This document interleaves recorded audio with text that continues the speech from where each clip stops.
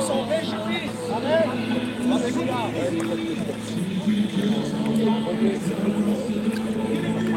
Marie-Jo, à toi.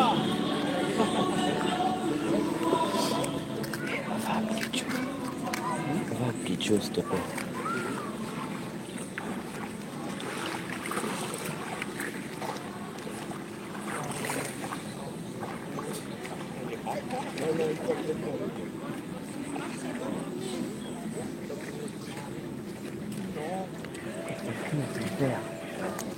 Et où t'as le numéro de loge? Alors Marie-Josée, aujourd'hui tu as choisi de te faire baptiser pour déclarer publiquement que tu crois en Dieu le Père, tu crois en Jésus son Fils, tu crois au Saint-Esprit et que désormais tu veux vivre avec lui pour toujours. Est-ce que c'est bien cela? Alors Marie-Josée, nous te baptisons au nom du Père, du Fils et du Saint-Esprit.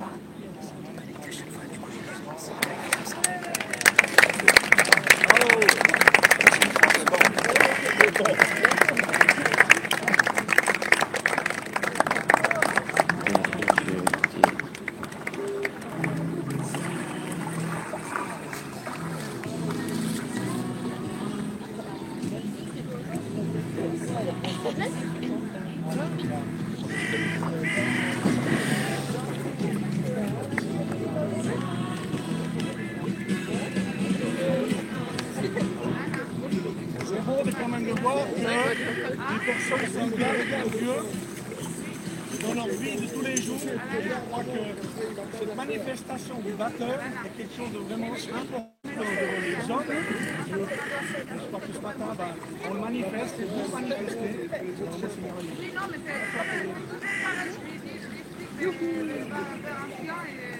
Let's go.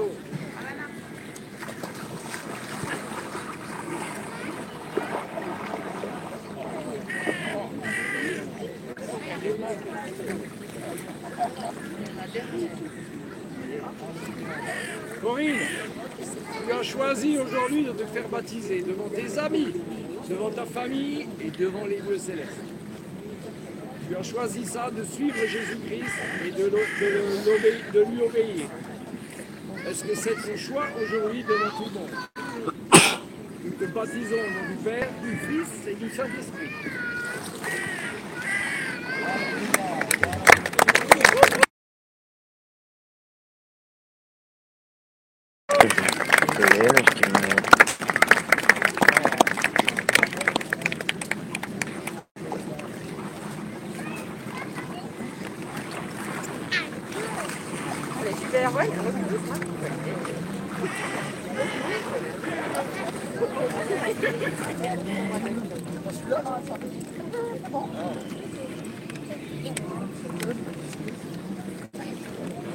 Quand on voit la présence de Dieu, quand on voit sa puissance manifestée, on sait que lui-même peut faire des choses extraordinaires dans nos vies.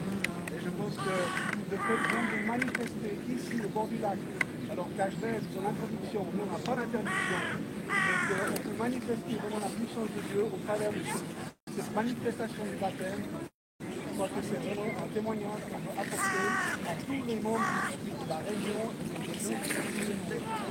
Notre témoignage, notre vie chrétienne, a un symbole et en même temps une action pour vraiment développer à ce que les gens qui se posent certaines questions puissent vraiment partager, discuter. Et je vous invite vraiment dans ces temps à pouvoir vraiment donner la possibilité de partager à des gens qui ne connaissent même pas Dieu, qui sachent qu'il y a un Dieu qui manifeste quelque chose d'extraordinaire. Et dans cette journée, je crois qu'on veut vraiment manifester, on se réjouir de pouvoir entourer nos baptisés, mais aussi se réjouir tous ensemble. Donc, je vous invite maintenant à retourner dans nos locaux à Provence 24. On commencera le culte à 10h. Donc,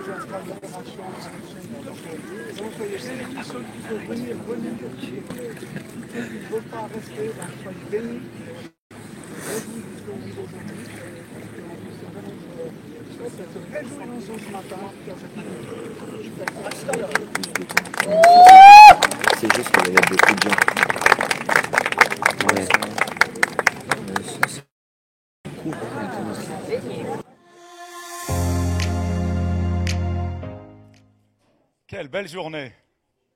Quelle belle journée, non? Ok, vous êtes tous là avec moi, avec la parole de Dieu. On est tous là pour louer, on a pu chanter, on a pu danser ce matin. Quelle joie aussi d'avoir des louangeurs africains qui nous amènent dans leur big-in. Je me sentais comme au Sénégal là ce matin. Merci beaucoup en tout cas à chacun, chacune. C'est ça le corps de Christ. C'est les cultures réunies ensemble pour louer le Seigneur. Et c'est ce qui va se passer au ciel si vous n'avez pas réalisé ça. C'est qu'on va être de différentes cultures dans le ciel et on va pouvoir danser toutes les cultures. Ah, moi je crois que ça va être comme ça. Vous n'êtes pas sûr encore vous, hein, mais moi je crois qu'on sera tous ensemble. Il y aura plus de clivage. Donc, je me réjouis de pouvoir danser avec vous dans tous les sons et les chants et les danses que Dieu a créés sur cette terre. Quelle matinée! On a commencé ce matin avec, pour ceux qui étaient là à 9h, on a pu voir ces 3 baptêmes. J'étais tellement touché de voir que voilà, il n'y a pas d'âge pour se baptiser. Il n'y a pas d'âge pour rencontrer Dieu. Il n'y a pas d'âge pour s'aligner à la volonté de Dieu. Et je vous félicite, chacun, chacune, chacun pas, parce qu'ils ne sont pas là ce matin, mais chacun sera pour le 25, je pense, ou ceux qui se décideront aujourd'hui, mais à chacune de vous pour ce choix ce matin. Dernièrement, j'ai pu marier des gens de 82 ans, et j'ai trouvé 82 et 81, je trouvais ça juste merveilleux. J'ai pu amener il y a 4 ans une personne de 72 ans à la fois, aujourd'hui il est leader au milieu de nous, il lead une équipe. C'est juste incroyable ce que Dieu fait. Et les temps sont proches. Et c'est le temps de chacun se remettre en question de ce que vous voulez vivre. Si vous avez été invité aujourd'hui, moi je vous invite en tout cas à entendre, à écouter ce matin cette parole de Dieu. Non pas parler par moi, mais par la puissance de Dieu qui est derrière. Et je vous invite à la prière juste pour commencer. Père, merci pour ce moment. Merci pour ces moments, pour ce qui a déjà été fait jusque-là. Et ce que tu vas faire à partir de maintenant avec nos vies. Seigneur, nous voulons recevoir cette parole, Seigneur, comme une source de vie dans nos corps, dans nos âmes, dans nos pensées, en notre esprit. Et nous recevons ce matin cette parole. Merci, parce qu'elle est immuable, elle ne change pas. Elle est vraie. Amen. Donc moi, je voudrais juste, peut-être vous n'avez pas pu parler avec les baptisés, peut-être vous ne les connaissez pas, ou vous les connaissez un peu. Puis il y a des invités là, puis ils disent, mais qu'est-ce qu'ils font comme bidule là? Ils vont à l'eau le matin se baigner à 9h, l'eau elle fait 20 degrés, en plus c'est des personnes d'un certain âge, donc ils vont être malades demain. C'est quoi cette histoire? Et oui, il y a une histoire, et il y a une histoire avec un grand H. Et ce n'est pas leur histoire, c'est son histoire. C'est l'histoire de Dieu dans leur vie. Alors en fait, elles ont compris quelque chose de nécessaire, qu'il fallait passer par une nouvelle naissance. Vivre une nouvelle naissance, n'est-ce pas? C'est juste, je vais vous prêcher pour vous ce matin, mais aussi pour les invités. Donc si vous êtes d'accord, vous pourrez dire un amen à tout moment. La nature de l'homme, elle est composée, comme on vient de le dire, d'un corps qui possède une âme et donc un esprit. Ok, ça c'est l'homme, c'était créé comme ça. Donc l'homme est aussi esprit. Et c'est au travers de cet esprit qu'il se connecte et débute une relation avec Dieu. L'homme possède une âme qui est le siège des sentiments, des pensées, de la volonté, de l'intelligence. Et cette âme vit dans ce corps avec l'esprit. Et depuis, en fait, pour nous croyants, depuis que le péché à la chute, qui s'est passé à la chute dans le jardin d'Éden, a eu lieu à la création, l'homme ne peut se tenir en présence de Dieu parce que sa nature même est pécheresse. Or ça, on n'aime pas, parce qu'on est tous des bonnes personnes. Moi, je me considère comme pécheur, racheté par Jésus-Christ, parfait en lui. Parfait, ose dire? Ouais, parfait juste en lui. Et en fait, c'est ce qu'ils ont compris. Donc l'homme est perdu. Non à cause de ce qu'il fait, mais à cause de ce qu'il est. Oh, ça change les choses. Donc tu peux penser à l'intérieur de toi plein de mauvaises choses, ça ne va pas le faire. Même si tu fais des belles choses dehors. Ce que nous faisons est le résultat de ce que nous sommes. L'homme a besoin donc d'une nouvelle vie en Dieu, parce qu'il est mort spirituellement. Mort spirituelle. C'est grave, une mort spirituelle, ça s'arrête dans la minute où Dieu veut ce terme, il n'y a plus de suite. C'est ça la mort spirituelle, il n'y a plus rien. Et il y a même pire. Donc on a besoin vivre une nouvelle nature, de rencontrer ce seul Dieu en Jésus-Christ qui peut nous racheter de cette mort spirituelle. Donc on a besoin de renaître spirituellement. Renaître spirituellement. Renaître spirituellement. Si tu es là et tu n'as encore pas fait ce pas, même si tu es dans les églises depuis 25 ans, puis que tu dis « Ah, mais moi, le baptême, je l'ai fait en tant que catho, en tant que protestant. » Tu as besoin de renaître spirituellement. Il y a un gain, je l'ai fait. J'étais baptisé catholique, je me suis converti à 27 ans dans ce protestantisme évangélique. Aujourd'hui, je vis la parole de Dieu. J'ai vu les gains. Pas sur moi, autour de moi, partout. Pas rien que moi, dans le bien-être personnel. Autour de moi. Et je peux le voir encore aujourd'hui avec Corinne. Ben oui, il y a 20 ans, j'ai prié pour cette dame que je ne connaissais pas. Pourquoi? Parce que dans la famille où elle est avec la famille élargie, je connaissais un ami qui a rencontré Christ à ce moment-là, il y a 20 ans, qui est là aujourd'hui. Et du coup, on priait pour elle, et c'est aujourd'hui. Mais pourquoi tout ce temps, Seigneur? Parce que c'était son temps, et c'était son histoire, et c'est aujourd'hui pour toi. Gloire à Dieu.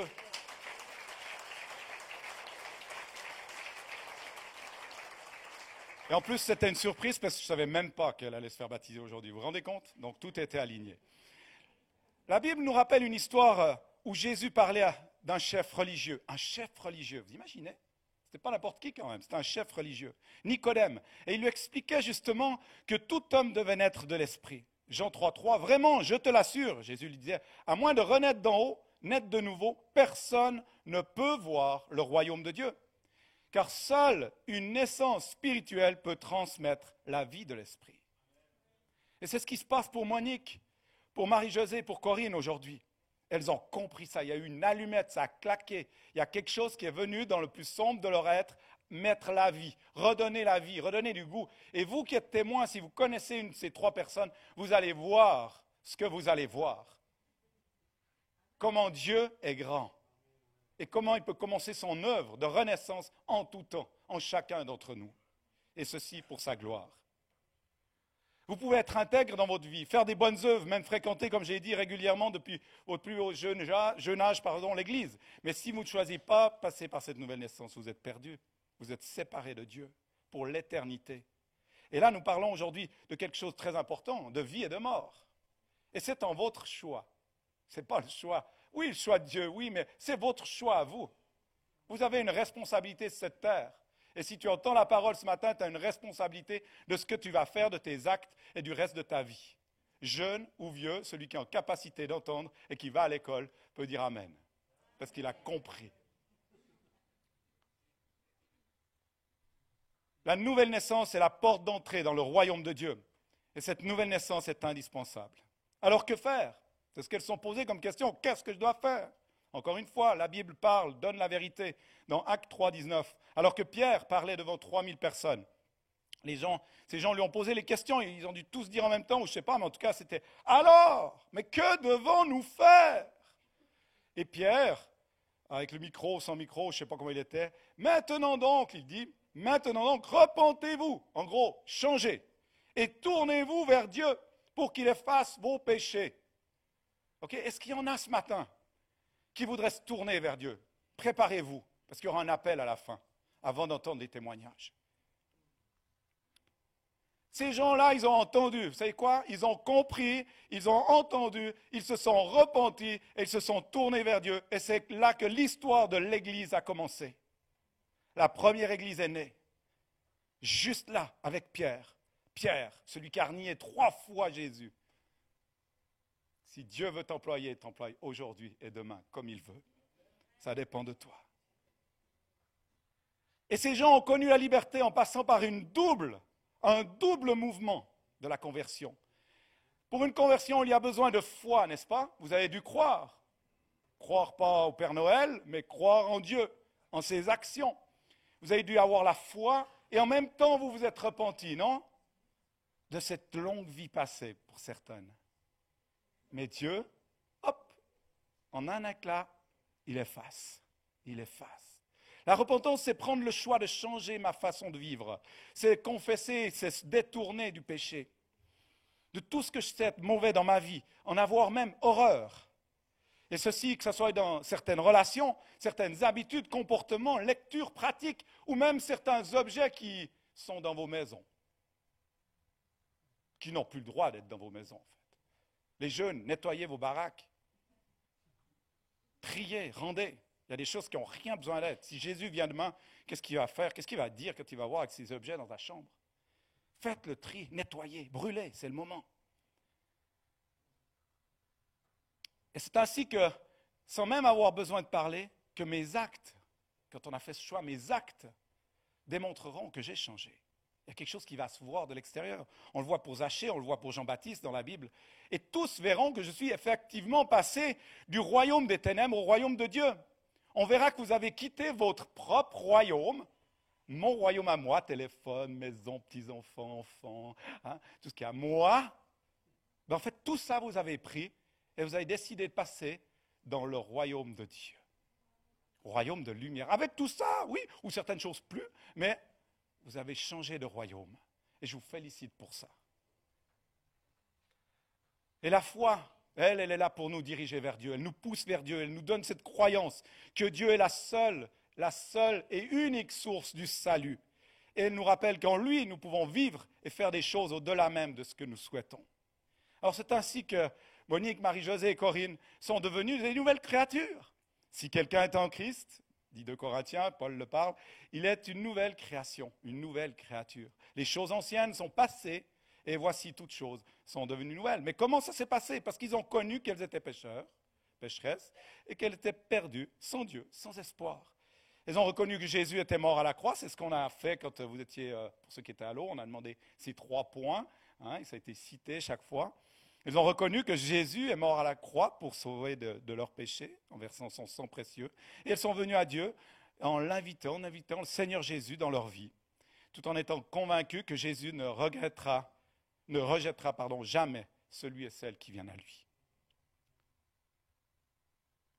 En fait, dès qu'elles ont fait cette parole, cette concertation, cette proclamation, cette démarche sincère, cet engagement, il y a une transformation qui s'opère. Pas par vos forces, pas par vos forces. Écoutez bien, c'est pas par vos forces, chers baptisés.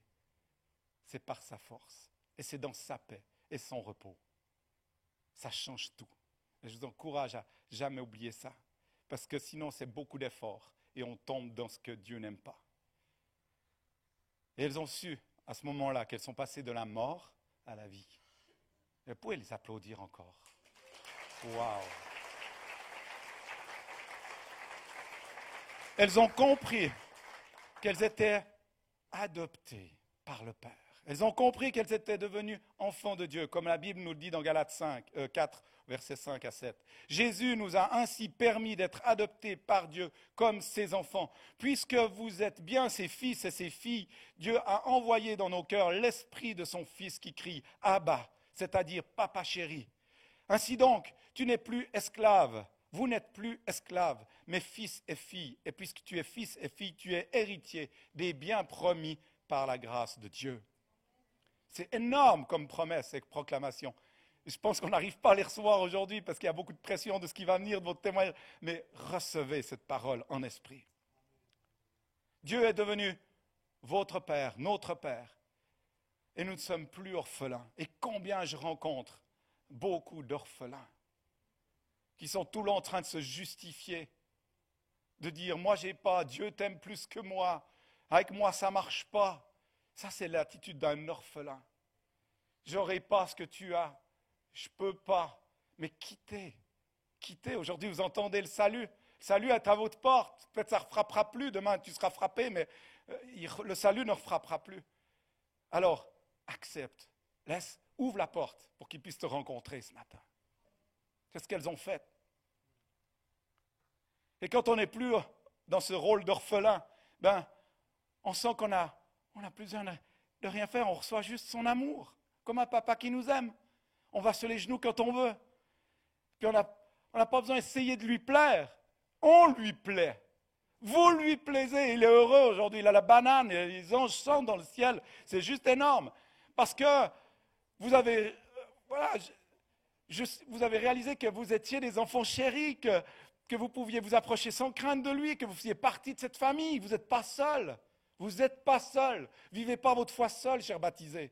Ce n'est pas la fin de quelque chose, c'est le début d'une grande chose. Vous pouvez vous réjouir que dès maintenant, vous êtes dans la vie éternelle pour l'éternité. C'est un 8 qui tourne sans fin. C'est impossible à comprendre pour nous, mais... Et puis, en plus, que toutes les promesses qui sont dans cette banque du ciel, qui s'appelle la parole de Dieu, la Bible, sont pour chacune de vous. Pas pour l'élite. Non, l'élite. L'élite. Non, pour chacune de vous. Chaque verset est un accomplissement de sa parole sur vos vies. Et bien sûr, je terminerai avec ça ce matin, parce qu'on va laisser place sur toi. Elle, on se réjouit d'ailleurs. Qu'est-ce qui se passe une fois qu'on a compris tout ça, qu'on a enregistré ça? On va au baptême. Mais qui c'est qui veut aller au baptême le 25? Et moi, je vous invite, je ne veux pas vous faire lever la main maintenant, mais oui, merci. Non, mais qui c'est qui va au baptême? Ou alors, on pourrait poser la question, qui c'est qui n'est encore pas baptisé dans cette salle? Ou à la maison? Mais c'est le moment de lever la main. Alors, lève pas la main là, mais viens voir Jean-Charles, viens voir Dominique. Puis dis, mais purée, j'ai entendu, je crois, maintenant je fais. On n'attend pas d'avoir tant d'argent, d'avoir tel âge, parce qu'on va faire encore une série de 15 ans de conneries. Excusez-moi. Ça parle, là, ça parle, les gars. Non, on n'attend pas. On dit oui, Seigneur. Et après, c'est ton problème, Seigneur, plus le mien. C'est comme ça qu'il faut fonctionner. Sinon, vous ratez des années et des heures de vie en Jésus-Christ. Et vous allez regretter peut-être. Et je ne voudrais pas que vous puissiez regretter. Alors si tu entends ce matin, pose-toi la question. Est-ce que Jésus est mon roi? Est-ce que Jésus est mon Seigneur? Est-ce qu'il est aussi mon sauveur? Si c'est le cas, et que tu crois au Père, au Fils et au Saint-Esprit, baptise-toi. Et n'attends pas. Le 25, c'est là. Et il y aura des sessions pour toi extraordinairement créées, parce que c'est important et c'est précieux. Est-ce que vous avez entendu? Dis à ton voisin, est-ce que tu as entendu? Dis à ton voisin, parce que peut-être qu'il ne sait pas encore, est-ce que tu as entendu? C'est peut-être pour toi. C'est peut-être pour toi, vous ne savez pas, hein? Peut-être pas, hein? Peut-être. Ok, je crois que c'est bon, on l'a fait. Merci Seigneur de m'avoir dit ça ce matin. Donc voilà. Et en fait, cette démarche du baptême, elle est ordonnée. Ce n'est pas juste un truc qu'on fait les évangéliques, on les met dans le lac ou dans une baignoire ou autre. Ils demandèrent, si on continue notre parole, en acte 2, ils demandèrent à Pierre et aux autres apôtres, qu'est-ce qu'on doit faire? Puis Pierre leur répondit, changer de vie. Et il dit après ça, que chacun de vous se fasse baptiser. Donc ce n'est pas juste peut-être qu'on boit un verre ensemble. C'est on se fait baptiser. C'est comme ça que ça se passe, afin que vos péchés soient pardonnés. Et vous recevrez le don du Saint-Esprit. Et que je prie que le Saint-Esprit puisse descendre sur vous à la fin quand on va prier pour vous, chers baptisés. Et par cette démarche, donc, on exprime au monde physique, la démarche du baptême, de manière publique, aujourd'hui, devant vous, les témoins que vous êtes là, famille, amis, invités, corps de Christ représenté, ce qui s'est passé dans le domaine spirituel, dans les trucs qu'on ne voit pas, mais qu'on ressent. C'est comme un symbole. Notre vie passée, avec tous nos péchés, reste au fond de l'eau. C'est ce qu'ils ont décidé de vivre. Et nous ressuscitons, relevés dans une nouvelle vie. Alors, vous pouvez aller vous baigner cet après-midi, ça ne va pas sentir Corinne ni Marie-Josée, c'est tranquille, il y a assez d'eau pour, et puis il n'y a pas de souci spirituellement, c'est bon, c'est un acte qu'on montre, d'accord, et qu'on fait. C'est alors que notre état change, votre état a changé. Et vous êtes, comme je l'ai dit pour moi-même tout à l'heure, ce n'est pas moi qui le dis encore une fois, c'est la Bible qui le dit, vous êtes rendus parfaite. Wow! Mais pas sans Jésus. Jésus passe devant, puis il vous couvre. Comme une sorte de miroir ou comme un tissu qui est devant, qui vous couvre. Parce que sinon, s'il se retire, c'est foutu de nous. Donc on a besoin de Jésus dans nos vies. Lors de notre nouvelle naissance, nous sommes justifiés aux yeux de Dieu, rendus justes. Notre vieille nature est détruite pour toujours. Nous avons été rendus participants à la nature divine. Notre esprit a été régénéré. En Christ, nous sommes parfaits aux yeux de Dieu, même s'il nous arrive encore de pécher. N'oubliez pas ça. Colossiens 1,13 dit « Dieu nous a fait passer de la mort à la vie, des ténèbres à la lumière, et le pécheur que je suis est devenu un saint. » Alors voici la signification du baptême. Nous sommes morts ensevelis avec Christ en laissant derrière nous la vie ancienne et renaissant la nouvelle vie en Christ. C'est pour ça que c'est important d'être complètement immergé dans un point d'eau qui a assez d'eau. Et on le voyait ça dans la parole. Parce que baptiser veut dire immerger et plonger. Et je tiens encore à dire, parce que souvent c'est un peu méli-mélo avec ça, au niveau de la théologie, que ce n'est pas le baptême qui sauve. Ce n'est pas le baptême qui sauve. Mais c'est la foi, notre foi en Jésus-Christ, notre Seigneur, notre Sauveur, notre foi en ce Dieu d'amour qui nous sauve parce que nous croyons. Je vous propose de terminer en énumérant ces quelques ingrédients qu'ils ont choisis, cette sauce, cette soupe, cette bonne odeur, quelques aspects pour se faire baptiser. La foi, essentielle, j'ai tous les versets, je vous les évite pour ce matin. La nécessité, ils ont pris conscience de cette nécessité de changement de vie. Ils ont pris la conscience que c'était un engagement, pas jusqu'ici, mais qui commence avec Jésus. Vous pouvez servir le corps de Christ avec vos dons et tous vos talents que Dieu a mis et va mettre sur vos vies. Ne vous éloignez pas, restez tout proche de cette église qui s'appelle les frères et sœurs. Ce n'est pas un bâtiment, c'est des frères et sœurs. Et il y a aussi cette intégration justement au corps de Christ. Et ensuite, habituellement, on reçoit le Saint-Esprit par imposition des mains. Et encore une fois, dans Actes, il est dit, je m'appuie là-dessus pour dire ça, après avoir entendu cela, donc qu'ils croient en Jésus, ils furent baptisés au nom du Seigneur Jésus. Paul leur imposa les mains et le Saint-Esprit descendit sur eux. Ils se mirent à parler de diverses langues, bizarres, un peu fous, un peu même incompréhensibles, et à dire ce que Dieu leur inspirait. Il y a une responsabilité qui est donnée à chaque baptisé. Alors le baptême, ce n'est pas une option, je termine, c'est une ordonnance du Seigneur. Le baptême, c'est une démarche personnelle. Le baptême peut se vivre lorsque nous sommes devenus enfants de Dieu. Le baptême est un premier acte quand on se donne à Jésus. Et en fait, c'est comme ça que la première église, les gens sont tournés vers Dieu, vous êtes directement baptisés. Alors, chers baptisés, Monique, Marie-Josée, Corinne, sans plus attendre, devant Dieu, devant toute la communauté, les P24 réunis ici, devant vos amis, devant vos familles, devant tous les invités et devant les forces des ténèbres. Nous nous réjouissons de vous écouter et vous laissons toute la place pour témoigner la grandeur de Dieu dans vos vies. Merci pour qui vous êtes.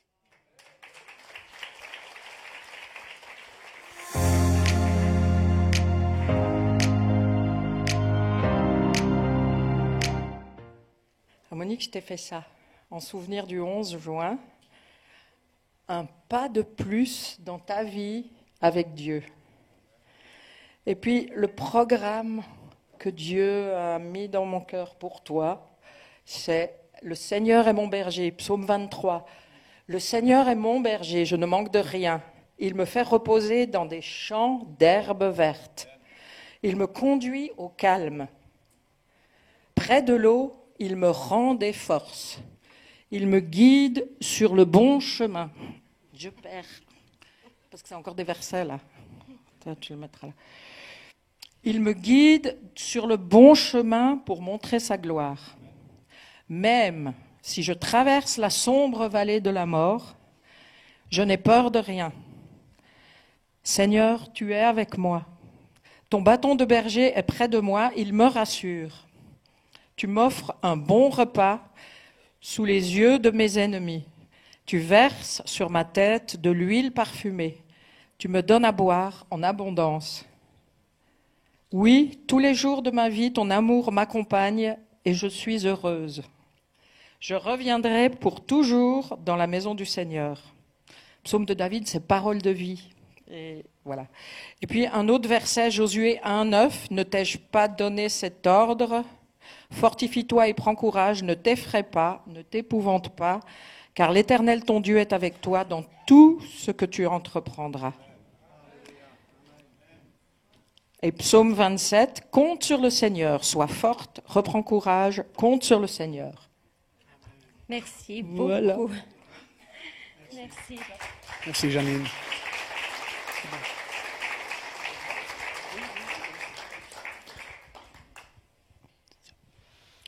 Alors, je m'appelle Monique Streining, pour ceux qui ne me connaîtraient pas. Et puis, après ce message, je réalise que moi, j'ai tout fait à l'envers, mais c'est pas grave. Dieu, il sait démêler tout ça. Les premiers mots que j'aimerais dire, c'est que Dieu est amour. Il est patient et il a foi en nous. J'ai grandi dans une famille chrétienne. Je garde un souvenir très fort de mon papa lisant régulièrement sa Bible. À l'église réformée, j'ai fait l'école du dimanche, le catéchisme, la confirmation, mon baptême de bébé et le groupe de jeunes. Nous avions par ailleurs un pasteur très disponible et ouvert au Saint-Esprit. J'ai participé à un camp d'évangélisation en France, invité par mon frère Raymond. Je pensais être chrétienne et comble de l'ironie, c'est en parlant de Dieu sur les plages, en faisant du théâtre, en chantant, que la parole de Dieu m'a percutée et que j'ai vraiment donné ma vie à Dieu. Ça, c'est ce qui s'appelle de l'évangélisation dans les deux sens. Plus tard, avec mon mari, nous sommes partis vivre près de Paris et nous nous sommes intégrés dans une église évangélique qui demandait d'être baptisés en tant qu'adultes pour devenir membre. Pour moi, je voulais faire cette immersion à Lutry, donc mon église. Je voulais décider du lieu, du moment et du pasteur. Je réalise aujourd'hui combien c'était présomptueux. J'ai donc écrit à mon pasteur afin qu'il me baptise, ce qu'il ne put accepter. Je l'avais déjà été en tant qu'enfant, et pour lui, ce n'était pas possible dans le cadre de l'Église réformée. Suite à ce refus, j'ai donc dit à Dieu, si c'est comme ça, eh bien tant pis, on oublie. J'avais ma tronche, mais Dieu, la connaissance de toutes choses. Beaucoup d'années ont passé. Nos 3 enfants étaient présentés et se sont fait baptiser à l'âge adulte, ainsi qu'une de nos petites filles. Régulièrement, je me suis sentie interpellée. Et je pense que c'est particulièrement ces 2 dernières années que la parole de Dieu a été prêchée au culte et aux études bibliques, et qu'elle a fait un chemin plus profond dans mon cœur. La vie de Chimène, qui est ici, et son obéissance en demandant le baptême, a aussi contribué à mon cheminement intérieur. Enfin, le dernier verrou a sauté lors de ma lecture du livre de Guy Chautin, qui a répondu à mes dernières questions. Aujourd'hui, j'ai demandé le baptême dans ma famille, qu'est cette église. Cet acte d'obéissance à Dieu me positionne dans les lieux célestes et dans ce monde. Je termine donc en disant que Dieu est amour, que sa patience envers moi est infinie, qu'il n'a jamais désespéré de moi et qu'il se réjouit de me voir entrer dans les plans qu'il a préparés d'avance pour moi. Amen, amen. Amen, alléluia. Merci Monique, merci beaucoup.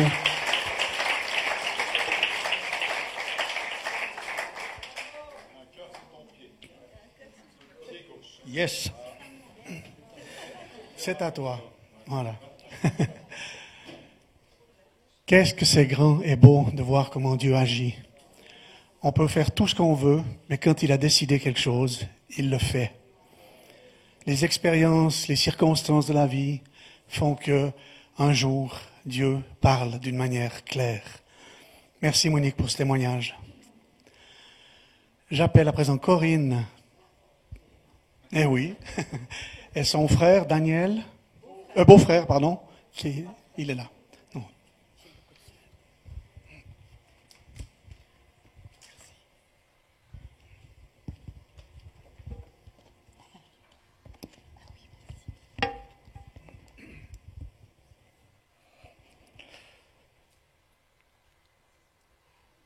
Je vais essayer de parler.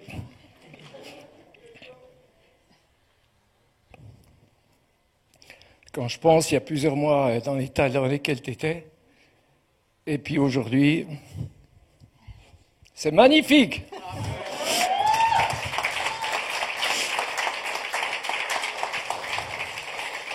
Et puis quand tu m'as demandé d'être ton parrain, j'ai pas pu exprimer mes pensées parce que j'y pensais pas et j'aurais voulu faire Yahoo! Merci. Je te reconnais là. J'ai deux textes dans Matthieu 7, versets 13, 14 et le 21. Entrez par la porte étroite, large est la porte et spacieuse le chemin qui mène à la perdition, et nombreux ceux qui s'y engagent. Combien étroite est la porte et resserré le chemin qui mène à la vie, et peu nombreux sont ceux qui la trouvent. Il ne suffit pas de me dire « Seigneur, Seigneur », pour entrer dans le royaume des cieux, il faut faire la volonté de mon Père qui est aux cieux. Et le psaume 119, du verset 33 à 40. « Seigneur, indique-moi le chemin de tes décrets et de ma récompense sera de les observer. Rends-moi intelligente, j'observerai ta loi et je la garderai dans mon cœur. Conduis-moi sur le sentier de tes commandements, car je m'y plais. Incline mon cœur vers tes édits. Détourne mes yeux de l'illusion. Fais-moi revivre dans tes chemins. Pour ton serviteur, réalise tes ordres et l'on te craindra. Détourne l'insulte que je redoute, car tes décisions sont bonnes. Oui, j'aime tes préceptes. Par ta justice, fais-moi revivre. J'ai mis où là un truc, je te donnerai après.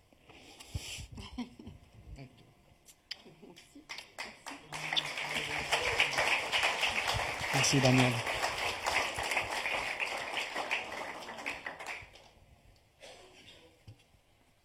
Alors, moi, je suis Corinne Sauvin, pour ceux qui ne me connaissent pas. Je sais aujourd'hui qu'il était avec moi bien avant que je ne sois avec lui. Étant enfant, j'ai été élevée dans la connaissance de Dieu et sa parole. Adolescente, j'ai même donné ma vie à Jésus. Pourtant, même en lisant la Bible et en priant, je n'avais pas réellement pris la mesure de qui est Dieu. En voyant les chrétiens autour de moi, je me disais, ils ont quelque chose de plus que moi. Durant ma période de mariage, j'ai encore essayé à 2 reprises de me connecter à lui avec beaucoup d'envie, mais une montagne se dressait face à moi, infranchissable. Alors j'ai fait cette dernière prière avant de capituler. Seigneur, si tu existes et si d'aventure tu veux me le faire savoir, eh bien je serai là. Mes combats intérieurs ont alors pris fin, d'autres ont commencé. La vie étant ce qu'elle est. Les années ont passé et un jour, je recommençais simplement à dire « Je crois en Dieu, je crois qu'un Dieu existe », ne serait-ce qu'à observer la nature. Si je me rappelle avoir réintégré Dieu de cette manière très simple, je me rappelle aussi avoir décrété un « non, tu te tais » à ma maman qui tentait de me parler de Jésus. Ayant eu, comme tout le monde, mon lot de difficultés dans la vie, j'ai appris à faire face et à me relever quoi qu'il arrive. Le dernier combat fut la cerise sur le gâteau pour tester ma résistance. Armée de ma combativité, je me retrouve dans une position de mobbing sur mon lieu de travail. La situation est très dure, mais je ne renonce pas. Un jour, une de mes filles me demande si j'ai déjà vu le film « Le Secret ».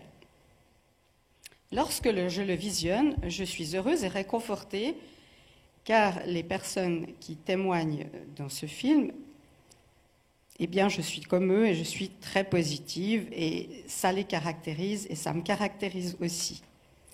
Je me dis qu'il me suffit d'intensifier cette positivité pour arriver à vaincre ce que je suis victime. En parallèle, je commence à regarder des vidéos d'enseignement à ce sujet et je le fais en vois-tu, en voilà. Durant cette période, j'ai beaucoup parlé de ce que je vivais autour de moi et cela me soulageait. Notamment, il m'est arrivé à plusieurs reprises d'échanger sur Dieu avec un musulman. Nos discussions étaient profondes et je me disais, si ça se trouve, on a le même Dieu, mais on ne le sait pas. Ce qui m'a le plus touchée dans sa façon de me parler de son Dieu, c'est la simplicité, sans vouloir me convaincre. Pourtant, voyant que j'étais réceptive, il m'avait alors demandé si je voulais me convertir. Ma réponse fut « non », car lorsque tu me parles de ton Dieu, c'est le mien qui remonte à la surface. Fin septembre 2021, je déclare que je me suis sortie du mobbing et même si c'était vrai, les dégâts collatéraux sont là. Le passage de l'année 2022 me fait faire le bilan et j'énumère les grosses galères de ces dernières années et je me dis avec satisfaction que je me suis sortie de chacune d'entre elles. Et je déclare que l'année 2022 sera le début d'une nouvelle ère. Je ne croyais pas si bien dire, mais avant cela, un ouragan devait avoir encore lieu dans ma vie. Dans le courant du mois de mars 2022, tout doucement, sans que personne ne le soupçonne, ni moi d'ailleurs, c'est mon cerveau qui disjoncte. J'entre dans une période où je ne dors presque pas. La nuit, j'écris. C'est une voix qui me dicte. Mon cerveau est en ébullition. La journée, je travaille, sans stigmate, et cela dure et augmente sur une période de 20 jours. J'entre doucement, mais de plus en plus, dans une euphorie qui me rend surpuissante. Je peux et j'ose des choses que d'habitude je ne pourrais pas faire, et cela jusqu'au jour où mon entourage prend peur. Je vous passe les détails croustillants. Une des dernières nuits, du point culminant, sans pouvoir l'expliquer, je me mets à parfaire tous mes paragraphes en écrivant à la fin de chacun, et aussi de manière rétroactive sur tous les écrits des nuits d'avant, à la grâce de Dieu, par Jésus-Christ et avec l'aide du Saint-Esprit. Je ne savais même pas ce qu'était le Saint-Esprit. J'ai même vécu une transe qui a duré plusieurs heures. J'avais le pouvoir de sauver des personnes. Mon esprit était dans une belle pagaille, l'euphorie à son comble. Je suis entrée à l'hôpital psychiatrique et le diagnostic épisode hypomaniaque. Je me rappelle avoir distribué mon énergie positive à tout Yverdon en arrivant dans ma chambre, dont j'étais perchée. J'ai fait cela aussi dans les murs de l'hôpital, surtout la nuit, quand j'entendais les cris et les bruits sourds contre les parois. Les 15 jours passés n'ont pas suffi à comprendre ce qui m'était arrivé. La nuit, je ne dormais pas et je me posais des questions. Et une voix m'a alors dit, « Tu peux faire abstraction de tout et ne regarder que moi. » Et j'ai su qui était cette voix qui m'encourageait à ne regarder que lui et lui seul, et me disait que tout le reste, je pouvais le mettre de côté. Il est venu régulièrement me le rappeler. Il m'a fallu du temps pour réaliser que dans cette période nébuleuse, j'étais passée de Jésus non à Jésus oui, sans transition, sans demande particulière, sans prière. C'est une grâce que j'ai reçue aux portes d'un abîme qui me fait frémir en y repensant. Un miracle. J'étais à 2 doigts de recevoir les dons du secret, et tout cela sans la moindre peur et sans avoir la moindre conscience dans ce à quoi je m'embarquais avec un naturel époustouflant. C'est pour cela que je sais maintenant que Dieu entend toutes nos prières et que parfois il se passe beaucoup de temps avant une réponse. Je sais que dans mon cas, il est venu à l'instant crucial et qu'il était avec moi bien avant que je ne sois avec lui. Je ne sais comment lui dire merci. Il me suffit de repenser aux événements et comment les choses se sont déroulées pour avoir la gorge qui se serre. Mais j'ai j'ai pris enfin conscience de qui il est et ce qu'il a fait pour moi. Gloire à Dieu. Amen, amen. Merci, Corinne. Merci.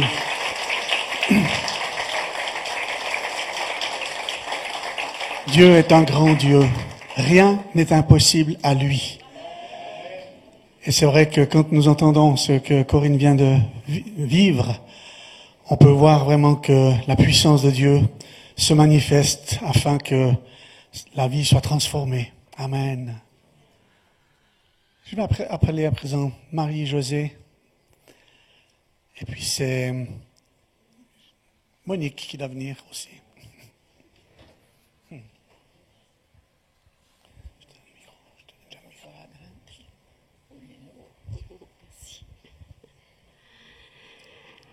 Moi, c'est avec beaucoup de joie que je suis là pour ton baptême, Marie-Jo.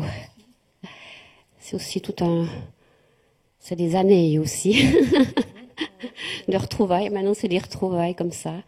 Et ouais, c'est avec beaucoup de joie. Et voilà la pensée que je te laisse. Cependant, je suis toujours avec toi. Tu m'as saisi la main droite. Tu me conduiras par ton conseil.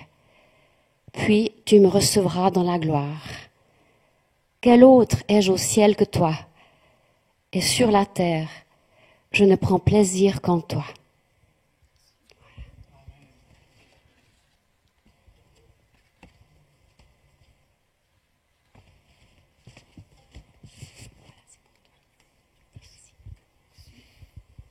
Mets bien ton micro, tu lèves ton micro comme ça. Voilà.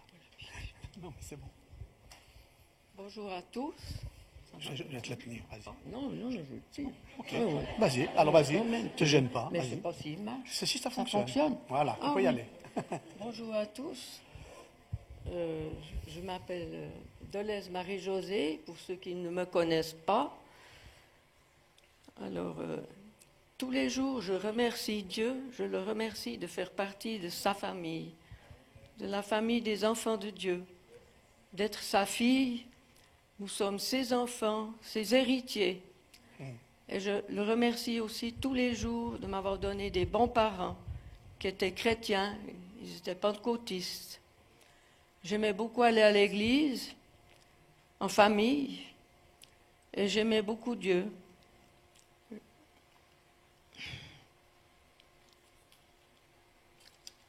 Je garde des très bons souvenirs de cette période de ma vie qui a été très très heureuse. Mais à l'âge de 20 ans, j'ai tout abandonné, pensant que je ne pouvais pas mener la vie que je voulais si je restais à l'église. Beaucoup de temps ont passé, c'est vers la soixantaine, après quelques concours de circonstances qui m'ont rapproché de Dieu. C'est alors qu'en 2017, je suis revenue à l'église et aujourd'hui, j'ai pris la décision de me faire baptiser en obéissance aux ordonnances de notre Seigneur Jésus-Christ. Je remercie l'Église de m'avoir accompagnée et d'être témoin de mon baptême. Je les remercie aussi de m'avoir aidé ainsi que mon groupe de vie à prendre cette décision. Cette grande décision. Je demande aussi à Dieu de m'aider à grandir spirituellement et à affermir ma foi en lui. Je lui demande de me donner la patience et la persévérance dont j'ai besoin pour continuer à suivre ses voies et à rester sur le chemin de la droiture. Je pense aussi que c'est Jésus qui m'a convaincu de me décider à me faire baptiser. Et je suis sûre qu'il est avec moi aujourd'hui dans cette démarche. J'aime bien particulièrement ce verset de Josué 1,9. Ne t'ai-je pas donné cet ordre? Fortifie-toi et prends courage. Ne t'effraie point, ne t'épouvante point, car l'Éternel ton Dieu est avec toi dans tout ce que tu entreprendras. Amen, amen, merci. Merci Marie-Josée. Super. Oui, oui. C'est là qu'on voit que la Bible aussi, par les versets, peuvent inciter à entrer dans une dimension nouvelle avec Dieu. Et je crois que ce verset que tu viens de lire nous montre vraiment la grandeur de Dieu et la possibilité de travailler, d'avancer, de marcher avec lui. C'est merveilleux. On n'est pas heureux de voir 3 personnes comme ça qui s'engagent aujourd'hui. Alléluia. Amen.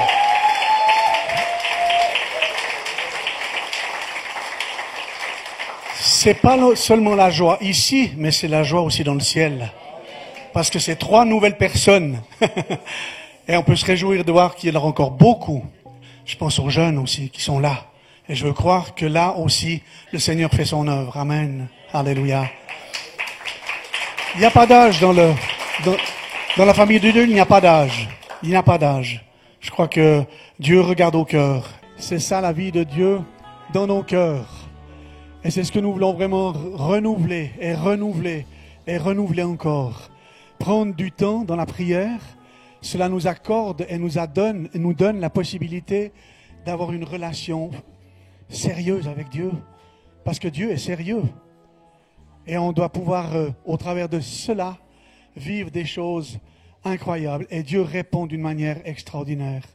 Et je pense que ces temps, ces moments que nous venons de passer, et j'espère que pour les baptisés, le Seigneur va continuer son œuvre d'une manière juste et bonne, et que la puissance de Dieu se révèle dans leur vie, dans leur cœur. Merci à chacun d'avoir participé ce matin à ce culte, cette célébration qui est une célébration de joie.